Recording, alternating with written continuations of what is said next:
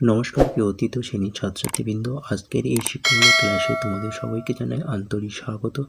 এখন আমরা তৃতীয় শ্রেণীর বাংলা বিষয়ের দ্বিতীয় পর্বের দ্বিতীয় পর্যায়ক্রমিক মূল্যায়নে 2026-এ বাংলার প্রশ্নপত্রটির উত্তর সহ ধাপে ধাপে আলোচনা করছি। তাই তোমরা প্রত্যেকে ভিডিওটি স্কিপ না করে প্রথম থেকে শেষ পর্যন্ত ভালোভাবে দেখো এবং চ্যানেলে নতুন হলে অবশ্যই চ্যানেলটিকে সাবস্ক্রাইব করো। তো চলো আর কথা না বাড়িয়ে আমরা মূল আলোচনায় প্রবেশ করি। প্রথমেই একের দাগের সঠিক উত্তরে মাথায় টিক চিহ্ন দাও। 1 × 5 = 5। প্রথম প্রশ্ন নাম্বার ক। নদীর তীরে একা গল্পে কবির প্রিয় ঘাটটি ছিল মহিষবাথান, আসানসোল, খাদিনার। নদীর তীরে একা গল্পের কবির প্রিয় ঘাটটি ছিল খাদিনার। চলো পরের প্রশ্ন নাম্বার খ। নৌকা যাত্রায় শিশুটির সঙ্গী হবে আশু আর শ্যাম, মনু আর মধু, লিপি আর সুধা। নৌকাযাত্রায় শিশুটির সঙ্গী হবে আশু আর শ্যাম। পরের প্রশ্ন নাম্বার গ। সেক্সটান্ট যন্ত্র কাজে লাগিয়ে আবহাওয়া বোঝার জন্য, দিক নির্ণয়ের জন্য, গান শোনার জন্য। সেক্সটান্ট যন্ত্র কাজে লাগে দিক নির্ণয়ের জন্য। পরের প্রশ্ন নাম্বার ঘ।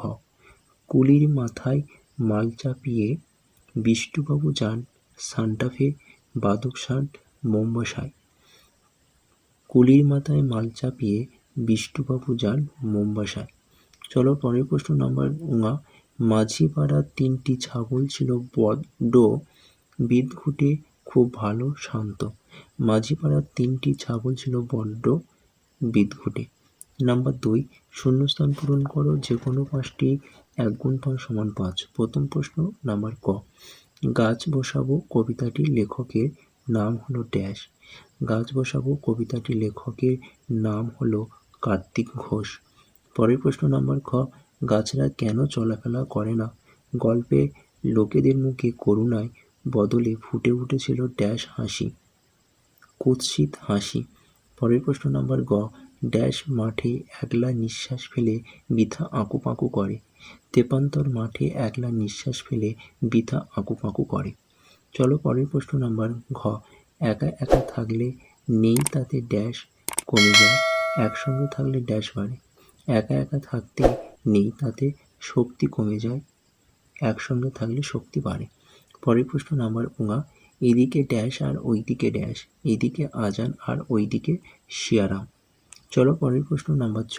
আঙড়ের চারধারে যেন এখন ড্যাশ হয়ে উঠেছে, আঙড়ের চারধারে যেন এখন চিড়িয়াখানা হয়ে উঠেছে। পরের প্রশ্ন নাম্বার ছ। পর্যটন কবিতায় সবাইকে ঘর ছাড়তে দেখে লোকটি যেতে চেয়েছিল ড্যাশ। পর্যটন কবিতায় সবাইকে ঘর ছাড়তে দেখে লোকটি যেতে চেয়েছিল শ্যামবাজার। চলো পরের পাতায় নাম্বার 3। সত্য বা মিথ্যা নির্ণয় করো। 1 × 5 = 5। প্রথম প্রশ্ন নাম্বার ক।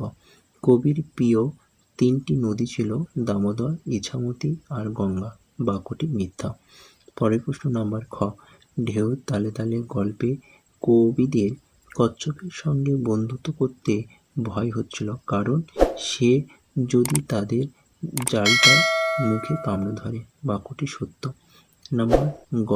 লিপিরা মল্লিকবাবুদের বাগানকে কাঠুরিয়াদের হাত থেকে বাঁচিয়েছিল প্রত্যেকটি গাছকে জড়িয়ে ধরে।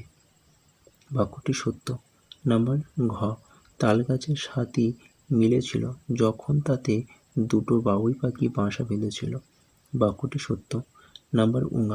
হিংসুটির মামা তার জন্য এনেছিল সুন্দর একটি ড্রেস। বাক্যটি মিথ্যা। চলো নাম্বার 4। একটি বাক্যের উত্তর দাও যে কোনো 5টি। 1 × 5 = 5। প্রথম প্রশ্ন নাম্বার ক। খবরটি শুনে তাদের মন খারাপ হয়ে গেল। কোন খবর শুনে তাদের মন খারাপ হয়েছিল? মল্লিকবাবুদের বাগানে আকাশছোঁয়া বাড়ি হবে, সেই খবর শুনে তাদের মন খারাপ হয়েছিল। পরের প্রশ্ন নাম্বার খ। গাছেরা কেন ঠিক করেছিল আর তারা চলাফেরা করবে না? কারণটা দেখে নাও। গাছের মানুষদের বহু উপকার করার সত্ত্বেও মানুষেরা করুণার বদলে কুৎসিত হাসি হেসেছিল, তাই ঠিক করেছিল চলাফেরা করবে না। পরের প্রশ্ন নাম্বার গ।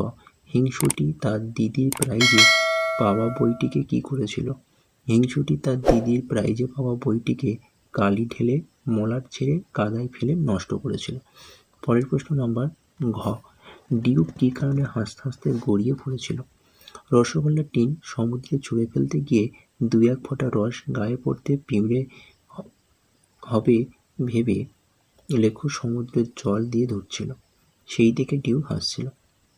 চলো পরের প্রশ্ন নাম্বার উঙা। আরাম কবিতায় শিশুটি কখন আরাম মনে হয়েছিল? আজান ও শিয়ারাম সব ঠিকঠাক চলছে শুনে শিশুটি আরাম হয়েছিল। পরের প্রশ্ন নাম্বার চ। নৌকাযাত্রা কবিতায় শিশুটি তার মাকে কাঁদতে কেন বারণ করেছিল? কারণ সে রামচন্দ্রের মতন 14 বছর বনবাসে যাচ্ছে না তাই। নাম্বার 5। কয়েকটি বাক্যে উত্তর দাও, যে কোনো 3টি। 2 গুণ 3 সমান 6। প্রথম প্রশ্ন নাম্বার ক। মনু মাঝির সঙ্গে কবির কোন কোন পাখি নিয়ে কথা হয়েছিল সেই পাখিগুলির নাম লেখো। সাদা কালো মাছরাঙা, খঞ্জন, কাদাকোচা, সরাল, বালিহাঁস, চোখা, বড় জাতের হাঁস এবং বক প্রভৃতি। চলো পরের প্রশ্ন নাম্বার খ। ঢেউয়ের তালে তালে গল্পের লেখকদের অভিযানের পথে মজাদার ঘটনাগুলি উল্লেখ করো। তোমাদের পাঠ্য বইয়ে 56 এবং 57 পেজ একটু খুলে তোমরা একটু দেখে নেবে। পরের প্রশ্ন নাম্বার গ। জয়ী ফুলের রুমাল গল্পে লিপিকে তোমার কেমন লেগেছে? যদি ভালো লাগে কী কারণে ভালো লেগেছে সেগুলি লেখো। এই গল্পে লিপির চরিত্রটাই প্রধান। গল্পটি লিপিকে কেন্দ্র করে রচিত হয়েছে। লিপি খুবই ভালো মেয়ে, সে খুবই সাহসী, সে গাছপালা খুবই ভালোবাসে। গাছপালা, বাগান, পাখিদের নিয়ে তার জীবন। সে অটুট বিশ্বাস এবং সাহসের সাথে তার বন্ধুদের সাথে মিলে মল্লিকবাবুদের বাগান বাঁচিয়েছিল। গাছপালা, পাখিরাও তাদের বাসা ফিরে পেয়েছিল। চলো পরের প্রশ্ন নাম্বার ঘ। তুমি কি হিংসুটির মতন হতে চাও? যদি না হতে চাও তাহলে কেন তার মতো হতে চাও না সেগুলি লেখো। দেখে নাও। না, আমি হিংসুটির মতন হতে চাই না, কারণ আমি সবার সাথে মিলেমিশে থাকতে চাই, যাতে সবাই আমাকে ভালোবাসে, কেউ আমাকে খারাপ না বলে। নাম্বার 6। শব্দের অর্থ লেখো। নাম্বার 1। তোমরা জানো কুজন শব্দের অর্থ এবং দর্শনীয় শব্দের অর্থ, তোমরা নিজেরা করে নেবে। চলো পরের প্রশ্ন নাম্বার 7। বাক্য রচনা করো। এখানে প্রশ্নের মান রয়েছে 1। প্রথম প্রশ্ন নাম্বার ক। পৃথিবী। শস্য শ্যামলা পৃথিবীর রূপ অপূর্ব। নাম্বার খ। বিশ্বাস। পাপীকে কেউ বিশ্বাস করে না। নাম্বার 8। বিপরীত শব্দ লেখো। প্রশ্নের মান 1। প্রথম প্রশ্ন নাম্বার ক। আনন্দ, নিরানন্দ। পরের প্রশ্ন নাম্বার খ।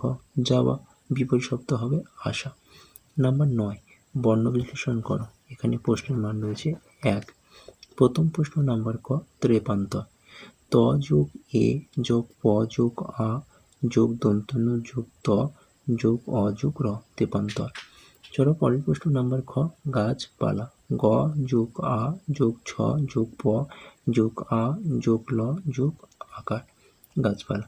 তো এটি ছিল ক্লাস 3য় শ্রেণী 2য় পর্যায়ক্রমিক মূল্যায়নে বাংলার আরেকটি নতুন প্রশ্নপত্র সেট। তো এই প্রশ্নপত্র সেটটি তোমরা মনোযোগ দিয়ে দেখো এবং চ্যানেলে নতুন হলে অবশ্যই চ্যানেলটিকে সাবস্ক্রাইব করো। ভিডিওটি ভালো হলে ভিডিওটি লাইক করে ভিডিওটি তোমাদের বন্ধুর কাছে বেশি করে একটু শেয়ার করে দিও। তো আজকের ক্লাসটি আমি এখানে শেষ করছি। Tata, bye bye. ভালো থেকো, সুস্থ থেকো।